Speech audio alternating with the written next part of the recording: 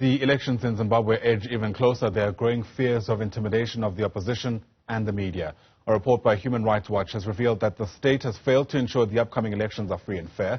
The country is going to elect its new leaders come the 23rd of this month. For more on this report, let's bring in senior researcher at Human Rights Watch, that's Idriss Ali Nassah, who joins us via our video link this morning. Great to see you, sir. Thanks for making time for us here on Newzroom Afrika. And few people will be surprised by what Human Rights Watch has found in Zimbabwe, given the country's own track record. The question, I suppose, becomes, how bad is it looking this year? Good morning, Ayanda, and thank you for having me. So from our research, we have found out there are very serious, human rights concerns ahead of this election, which will seriously impede on the rights of the Zimbabwean people to freely elect, leaders of their choice without fear of violence, intimidation, and other abuses to their civil and political rights. Yeah, and what specifically can be done this time around, given how much time there is left? I mean, many people who are part of the opposition in Zimbabwe will tell you that it's systemic, deeply entrenched issues that essentially prohibit them from leveling the playing field, so to speak. But from your own vantage point, are there any wins with just a few days to this election? I mean, indeed, we have only a few days to go, to August 23. And, in the time that is remaining, a few things can be done to rectify, the situation. First of all, the credibility of this Zimbabwean election will be measured against the, the standards set by the African Union Charter on Democracy, Elections and Governance, as well as the SADC, guidelines and principles on holding democratic elections.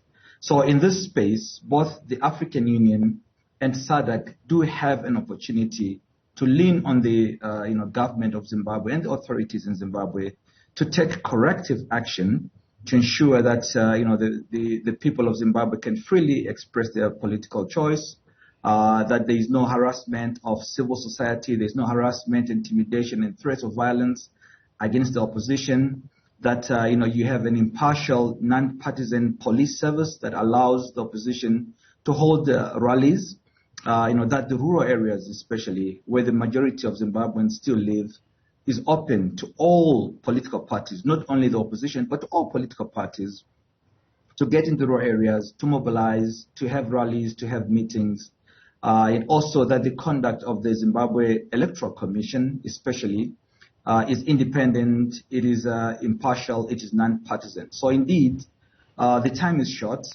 But, with the work of the African Union, the SADC Electoral Observer Missions, as well as COMESA, which recently was in Zimbabwe on a pre-election assessment mission, they can lean on the authorities to ensure that there is corrective action that is taken. Yeah, please go ahead. Yeah, another issue is that, which is going to be very important around this election, is to ensure that these election observer missions stay on beyond, the August 23 day of casting of the vote, so that they can chronicle, document, and work on any violations that may emerge. Yeah, it's interesting you reference SADC and the AU as being, possible points of intervention here. That's been the call for elections for as long as I can remember covering the story in Zimbabwe. And sadly, the response from these bodies has left a lot to be desired. I mean, they've been seen as this all boys club, this enclave where, quite frankly, the presidents protect each other's interests. How confident are you that things are going to be any different this time around?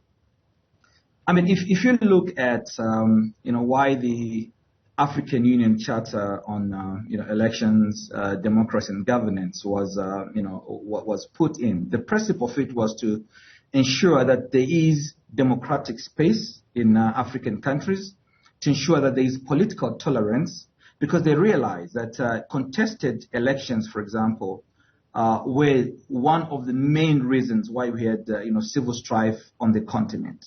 So indeed, the African Union recognized this, and they put in this set of principles that African countries should abide with when they are holding their elections, including, for example, that if anyone is aggrieved by the outcome, they should resolve that strictly by legal means. So there are principles, that the African Union, there are principles that and guidelines that the SADC countries have all signed up to, including Zimbabwe, that they should live up to. So it is not a question of the lack of principles guiding, guidelines that are there. I think it's a lack of implementation by member states. So in this instance, it's going to be very, very important that these institutions lean on the government of Zimbabwe to ensure that they abide by the principles with which they agree to run their elections. Yes, speaking about guidelines and principles on paper and how things manifest on the ground, there's been a lot said about the patriotic bull, the act which is now in place in Zimbabwe. Those who are part of the administration of Emmerson Mnangagwa coming out in its defense, suggesting that it's all altruistic, no nefarious intent. The opposition, of course, singing a very different tune. What's your assessment about this piece of legislation as Human Rights Watch? So in the run-up to this election, what we have seen is the enactment, amendment and signing of laws, not only the patriotic bill, but of other laws that have the effect of restricting, civil and political space. The Private Voluntary Organizations Amendment Act, for example, amendment bill, which is yet to be signed into law. But what is happening right now is civil society groups, NGOs are unable to freely go and work because of the amendment that is yet to be signed, but they're being asked to already comply by that. One of the provisions of that is it criminalizes the, what they say, political activity by civil society and NGOs. The effect of that is that NGOs, civil society groups are unable to go and do electoral-related work, pre-election voter education, monitoring. So if there are violations that are ongoing currently, civil society, local and national organizations are unable to document that because of this law. You also have the patriotic bill, which criminalizes in very broad terms freedoms of association, freedoms of expression, it's this provision of conduct that damages the image of Zimbabwe. In very broad terms, nobody exactly knows what that means. The effect of that, as we go towards the election, is that people would think twice before they engage in conduct that is politically related legitimately, but that might be criminalized by these laws. With what you've just said in mind, do you envision a free and fair election taking place in Zimbabwe with this law in place?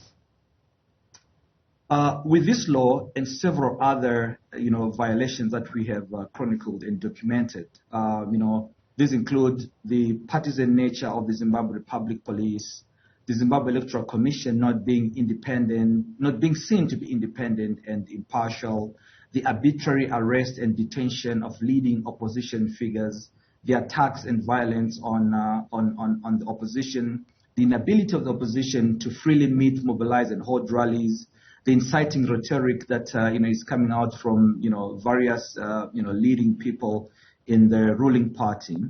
Our assessment is that the playing field is neither free nor fair, and that this might lead to an electoral outcome that may be contested because the electoral process as it is right now in Zimbabwe is skewed.